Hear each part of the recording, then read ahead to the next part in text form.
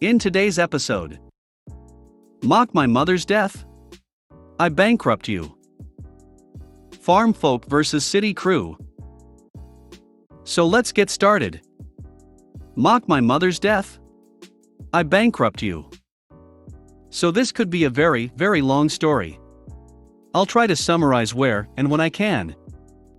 My now ex-wife Kate and I moved to an apartment in 2010.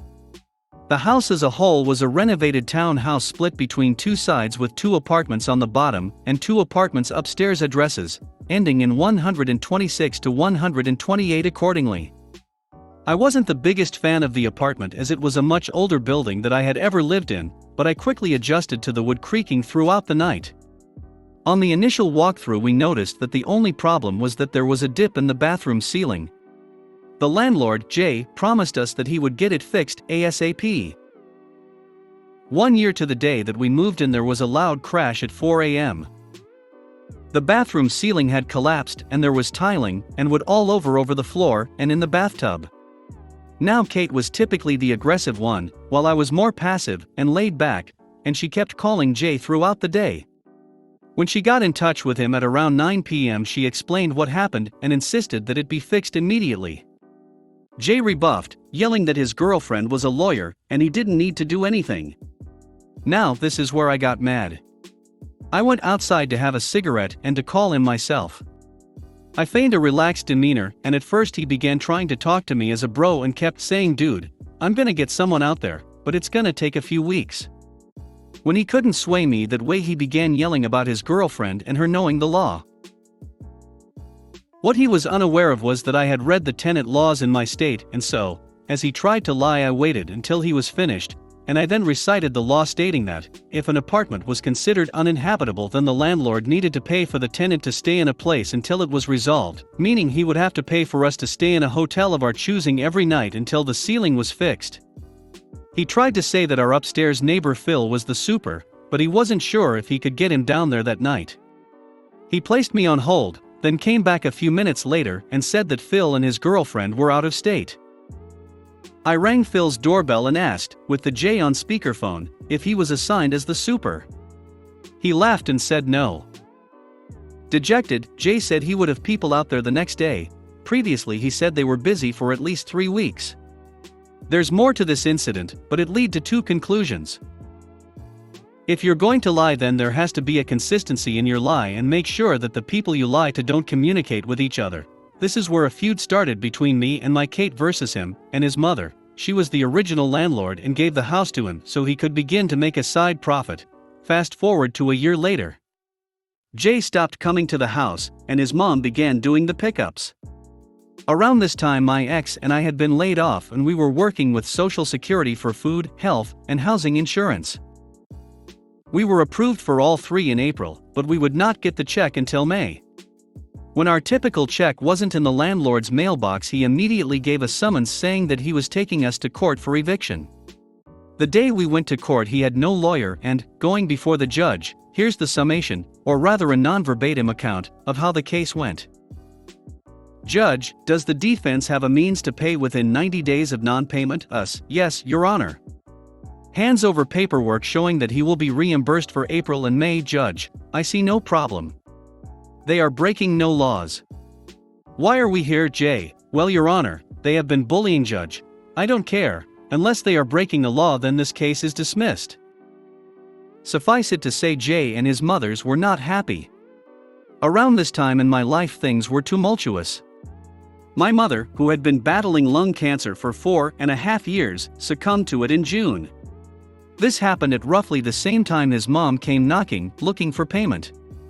I explained that I would leave the check in the mailbox when we got back from the funeral home, and to please just respect my right to mourn. She took her fingers and began rubbing them together, pretending to play the world's smallest violin. I will never forget what she said next. "Oh, my mommy just died. Woe is me. She probably had it coming.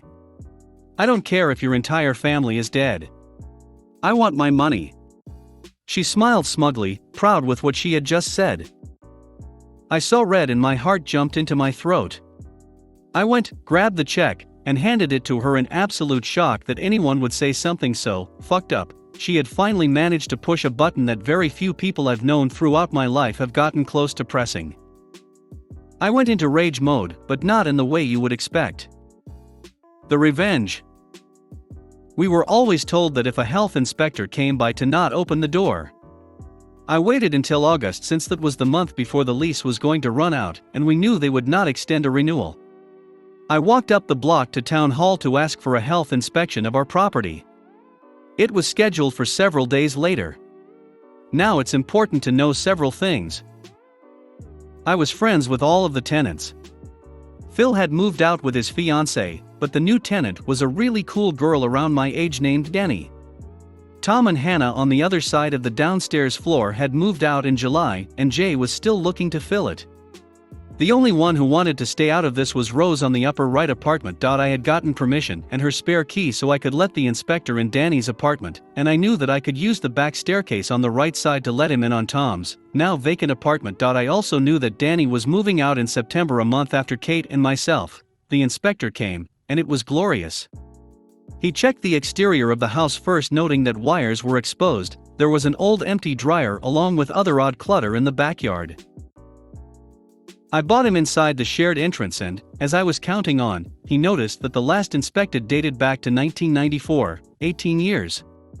This meant that for each year he did not have an inspection, there would be appropriate fines. For our apartment, we had black mold growing in our bathroom, and the bubble in the ceiling had begun to regrow to problematic proportions. Upstairs, Danny's apartment was suffering from leaks in the ceiling, and it looked like her bathroom ceiling was also on the brink of collapsing. We then went to the basement. The boiler was on the verge of exploding. There was flammable items along with gasoline and a pack of matches sitting right beside it. Two things that I did not know was: 1. The fire door that separated the two sides did not close all of the way, rendering it moot. To be honest, I had never heard of a fire door until that day. 2. On the right, 128 portion, basement side, there was a toilet.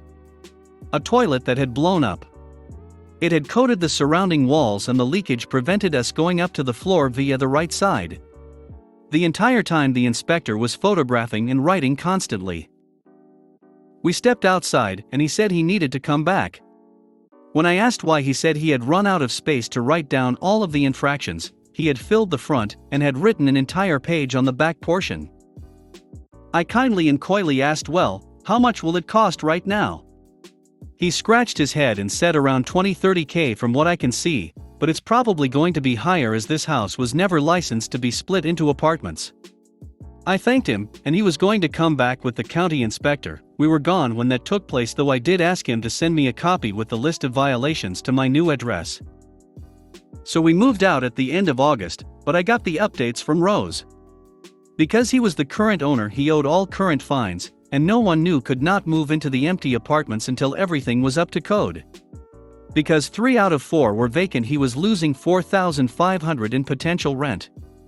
He handed the property back to his mother and had to file for bankruptcy. Now, here's the other thing.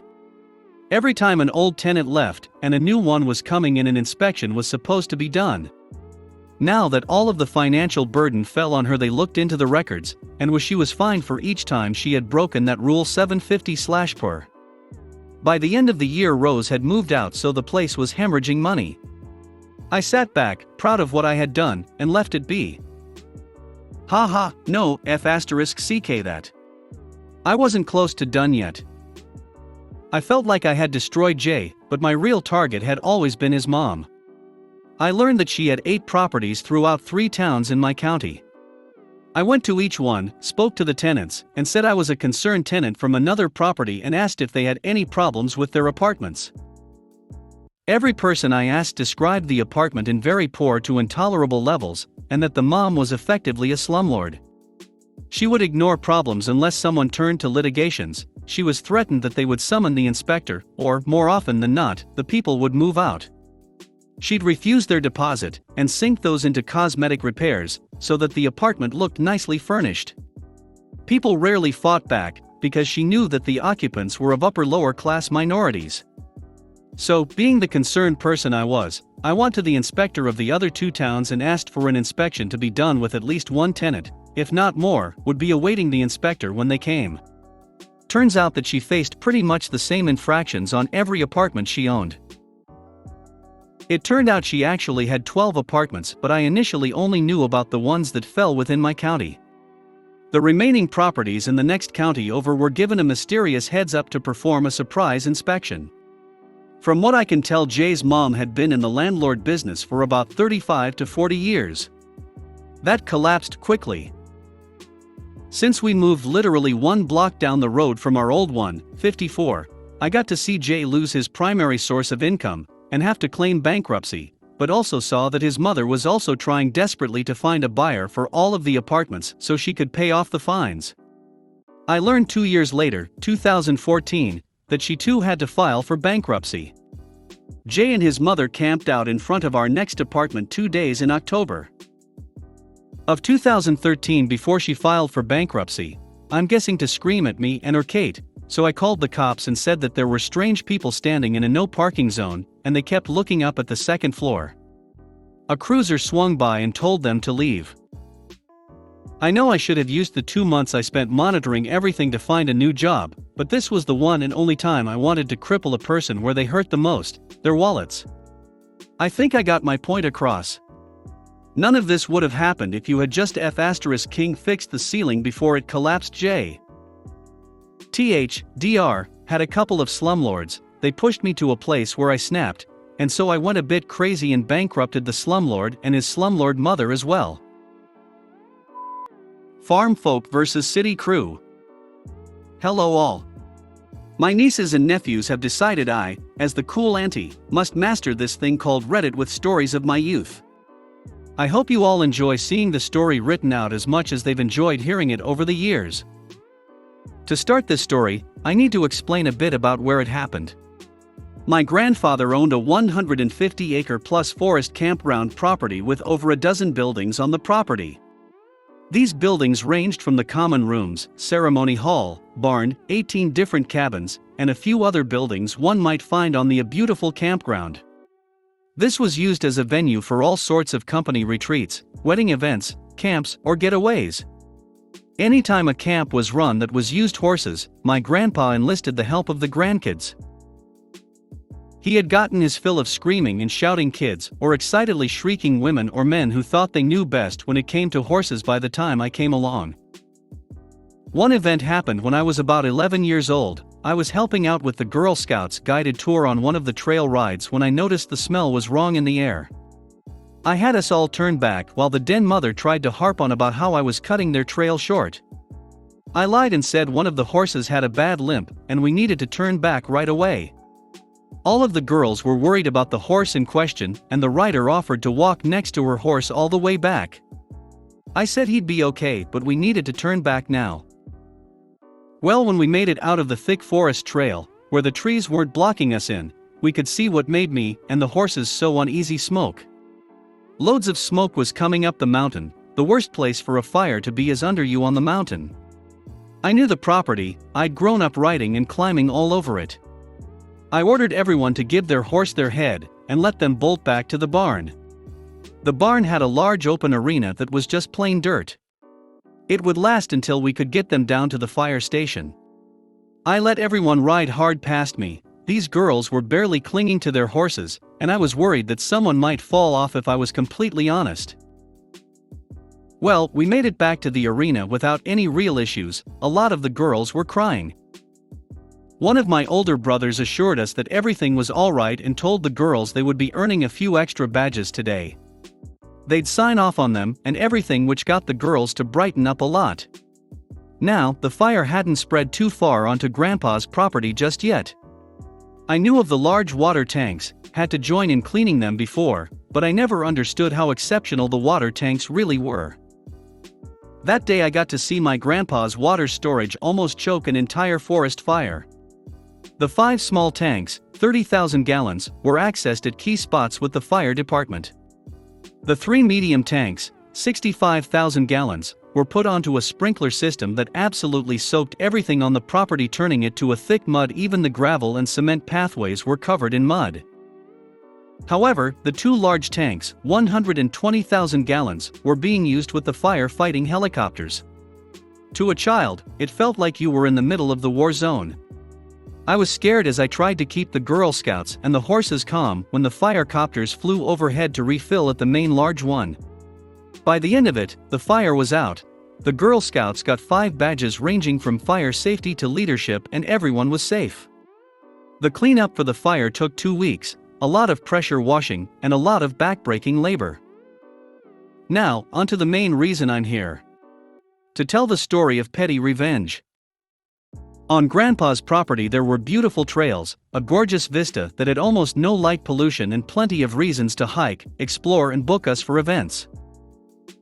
Grandpa was protective of these venue spots because if he allowed people to walk freely, people wouldn't pay for the use of them. So he made sure to follow the letter of the law, marking it as private property, and would chase people down if they violated it. One person in town hounded Grandpa for use of the property for free because Grandma attended the church. She demanded Grandpa give them free use of the property for every book study, every little event. However, she wanted to charge an admission that would go right back into the church that her husband was one of the pastors to. To say Grandpa did not enjoy this money-grubbing woman was an understatement. He wasn't a churchgoer, but to keep the peace with his wife's church he would host free events once a year or so for this church's youth. A free event to come up, be fed for a 3-day weekend, interact with the horses, go on trail rides and go fishing in the river or in the big pond on the property. He would host 3 a year for the children in the valley, depending on their age. He would also enlist his kids and grandkids to help out with the events to save on costs of running them. Well, after doing this for 5 years, it came out when I went to the church that she had been charging families almost $300 for the sake of going to the church. I had gone with my oldest brother, who they assumed was my dad, and tried to sell him on the event. My brother's face went red and he asked for further confirmation on the dates and the event itself. He agreed to think about it, and the woman went on to badger another family. They offered sponsorships that allowed the kids to go up for a discount too. She was squeezing every last penny out of her fellow churchgoers. My brother and I had been there to talk to the head pastor, not this woman's husband, about him visiting our grandmother since she was bedridden due to her old age. Mid-sermon though, my brother stood up after whispering to another woman to ask if the one hosting the service was the husband to that woman or not. When she had confirmed that he was, my brother stood up. This was not our church, no one here knew us. My brother had a voice that could fill up a space while talking at a normal tone, so when I heard him suddenly speaking after standing, I was surprised myself. You can imagine the look on over 200 people's faces as a stranger stood up and interrupted a sermon. Brother, I'm surprised you're able to stand up on that stage and speak of honesty to these people. You and your wife are crooks and thieves. You've been stealing from them for who knows how many events. I'm curious how far down the rabbit hole your theft goes. Pastor, excuse me, sir. What are you talking about? Brother, my grandfather runs the horse camp all the kids are attending this coming weekend. He's never charged any of the kids or their families a cent for using it. He knows how hard it is to attend fancy camps. He had to pay for all of his kids. He hated having to come up with so much money all the time. He hosts a free event for the kids, his grandkids help him run the event. I should know, I'm the stable master during the event. You could have heard a pin drop, the pastor's face turned a few shades of red, and then a woman stood up a few rows back from us. Woman, what do you mean, he doesn't charge? This woman looked ready to breathe fire, and I noticed this woman had 5 children with her. She looked ready to start a riot as my brother nodded. Brother, my granddad knew firsthand how hard it was to come up with funds, and how much going to different places affected his kids and helped them grow. He pays for their food, he lets them use the horses, has his family teach them about horses, and hey Daniel. Remember me? One of the older kids had been staring at my brother from this woman as he confirmed that my brother worked at the event. Everything broke out into screaming and shouting at that point, and it took us hours to sort everything out. The pastor's wife had gone missing during this screaming match. It came to light the pastor thought his wife, who headed the organization, would give all the funds off to my grandpa. She never put them into the church even. Things got a little crazy as everyone realized she was gone and the weight of the scam she'd pulled off on them. Each event hosted around 20 to 25 children. People would donate money to help get the kids of families with less funds there too, so we're not sure how much under-the-table money was given for that goal, but we do have an estimate on how much she got away with. $105,000 was the estimated she got away with before vanishing into the night. To say it was confusing was an understatement for me. I just wanted to go back home and keep an eye on the horses. My oldest brother's fury was nothing compared to anger my grandpa felt. He was so angry about all of it and only allowed the head pastor to come up and visit his wife, no one else. He was bitter, but at his wife's request, he wouldn't let his bitterness affect the kids. We hosted the events as planned and Grandpa's bitterness grew as we went from having 25 as our max to almost 50 per session. Every bed was filled in the camp beds, every bunk stuffed, and all of our hearts felt raw. I was a kid and I felt cheated, but I refused to let that show trying to follow Grandpa's example. I failed miserably a few times, I'm sure of that, but I did try. Well, now we're on to the revenge part of the story. All of the above happened in the lovely era of internet is a thing. How new? Grandpa had his venue listed in the yellow pages, if that dates us at all. I had turned 20 and Grandma's health, which had been in steady decline over the past few years, had really crashed hard. Her end was getting close. Grandpa asked me to help with her and the events going on because he was in no way ready to visit with people at all. So I balanced taking care of her needs and Grandpa's needs with running the venue through the booked events. On the website we had, I removed all the information and wrote a message that stated due to current conditions, only previously booked events are on the schedule. Thank you. We'll be up and running again after the events conclude. It was the nicest way I could think to put my grandparents aren't able to handle people at the moment, please leave us all alone. Well, while in with the pastor in town after tending to things for almost 5 months, my truck broke down. Unfortunately for me, the auto shop needed a part from another city, and it would take a few days to get there. I asked a family member if he could tow me to the shop over there, and he offered to have his wife drop off their car so I could get back to work with Grandma, and he'd take care of my truck.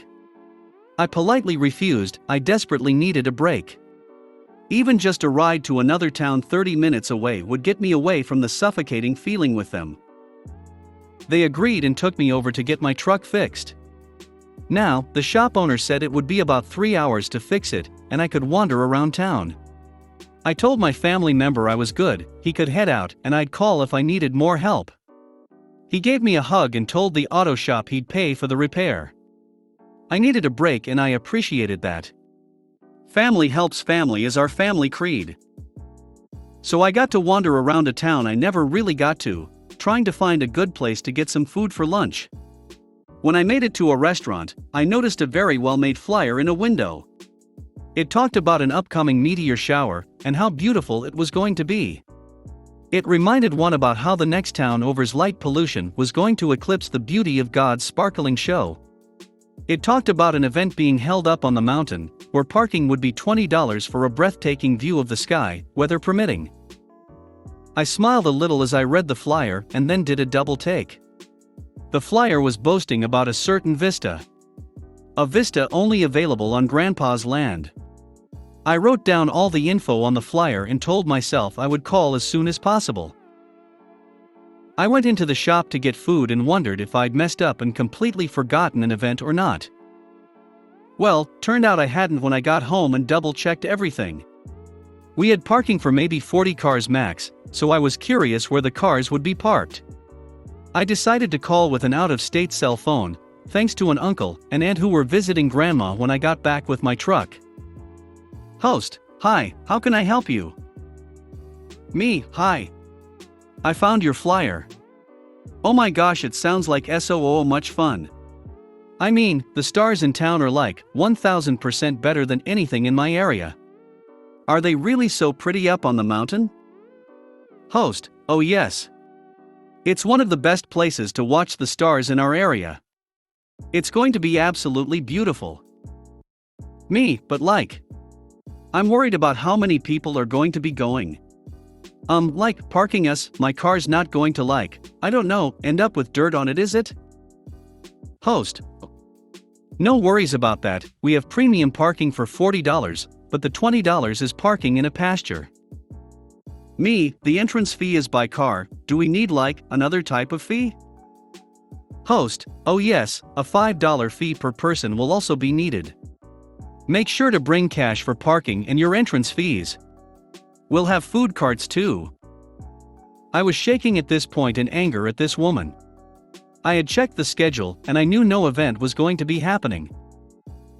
The campground had been abandoned a bit, all of the horses moved to my cousin's place at the base of the mountain, and I was taking care of Grandma and Grandpa at their cabin on another property on the same mountain. Closer to the hospital and all. Me: Alright. I'll be there. Thanks so much. I hung up after the goodbyes and started to shake in anger. I knew the property was closed down and we'd had issues with someone breaking into the property. I had been trying my best to manage the events, the venue and Grandma and Grandpa. She had mentioned that a pasture would be parking for everyone, and I wondered which one it would be. Then I realized it was time for the soil to be tilled and smoothed for the horses. I also realized something that I could do that would be wonderfully evil. I asked my visiting family if they wouldn't mind keeping an eye on Grandma and Grandpa, and I sped off to visit a family member. This particular man had married one of Grandma and Grandpa's daughters, and adored the family and worked as part of the fire department for our area. I came in with all the information I had and told him my plan. I signed the documents and he put the information away at the back of a drawer and gave me the okay to go with my plan. I tilled the pastures. All of them. I churned up the dirt and then smoothed it out, making it look like such an inviting slab of land to park on. I then left all of the gates wide open. I didn't want anyone breaking locks, and I knew this was going to happen one way or another. Now, if you've ever tilled the soil, you know the ground is soft. That's what plants need in order to grow. Hard soil will kill your plants almost as fast as overwatering or crows.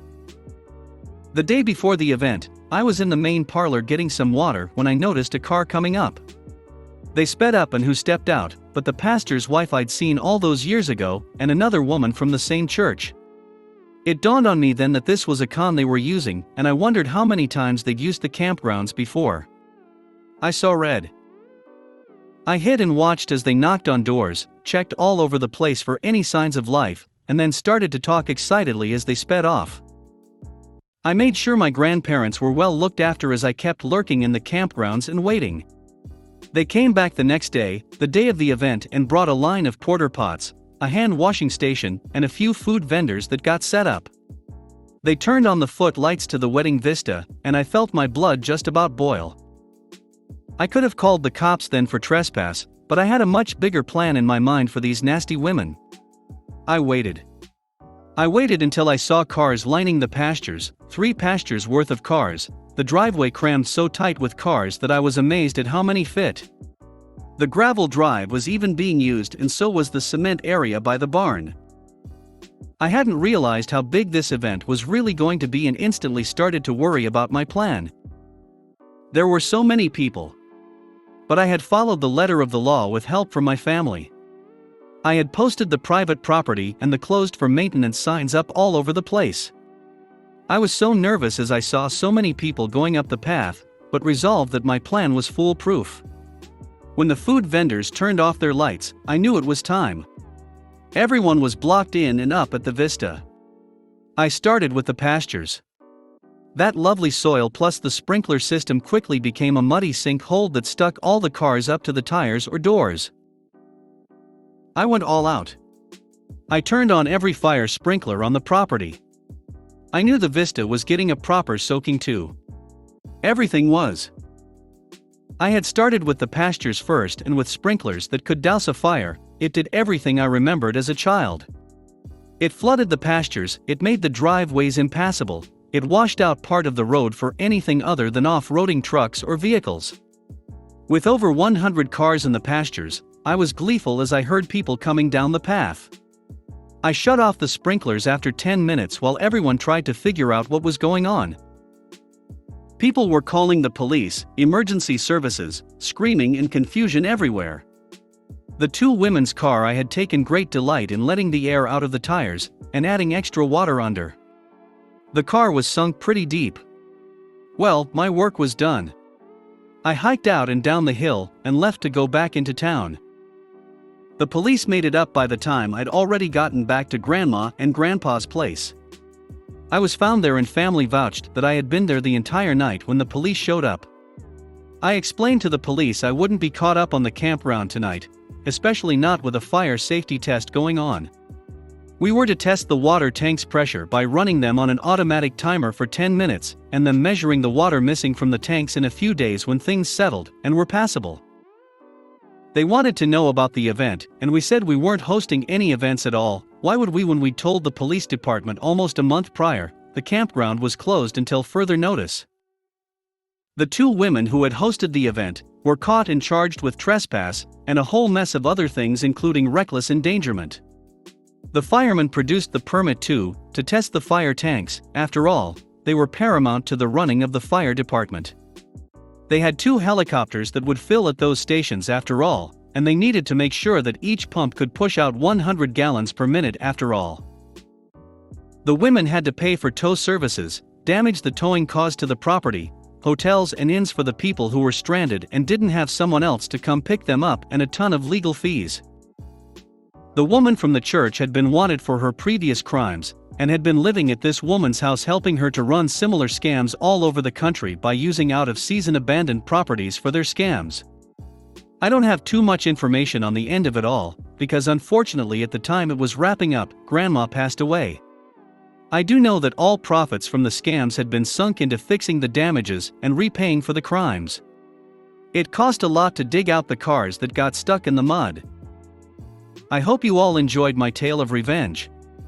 I did not expect it to be so long to write up, but then when I tell the story to family and friends they all know the campgrounds, so I don't have to go into that.